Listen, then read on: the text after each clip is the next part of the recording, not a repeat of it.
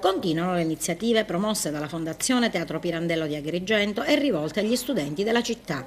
Momenti di promozione della cultura del teatro, quale passaggio di formazione per il bagaglio formativo dei giovani. E stamane gli studenti del Liceo Classico Empedocle di Agrigento hanno seguito una lezione di didattica sul melodramma e sul teatro patriottico dell'Ottocento. In cattedra la professoressa Angela Bellia ed il professore Silvio Berardi, alla presenza del vicepresidente della Fondazione Giovanni Di Maida e del presidente Massimo Muglia. Un seminario rivolto soprattutto ai giovani, agli studenti, agli universitari per introdurre una tematica importante che è quella della funzione svolta dal teatro per esempio in una fase storica importante che è stata quella risorgimentale. Il teatro è stato un veicolo importante di trasmissione di cultura nazionale, uno strumento importante per far elaborare una coscienza nazionale. Infatti la Fondazione ha iniziato un percorso di coinvolgimento sinergico con le scuole e gli studenti dei laboratori teatrali.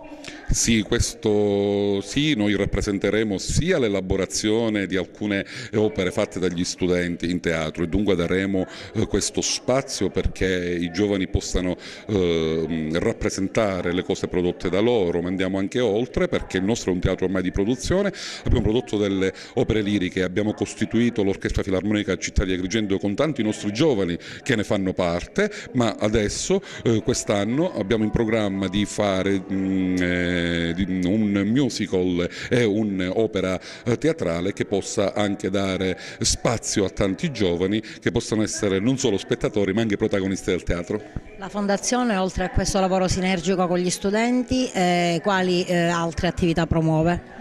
Promuove, come vedete, attività culturali a tutto campo. Innanzitutto noi svolgeremo un ruolo attivo, per esempio, per promuovere la cultura in questa città attraverso una serie di altre iniziative. Una tra tante, l'elaborazione di un giornale culturale, per una volta delle buone notizie, in una città di arte e di cultura come Agrigento, che possa avere una funzione importante. Poi anche, oltre questo, tantissime altre cose che stiamo prevedendo, per esempio, per l'estate nella Valle dei Templi.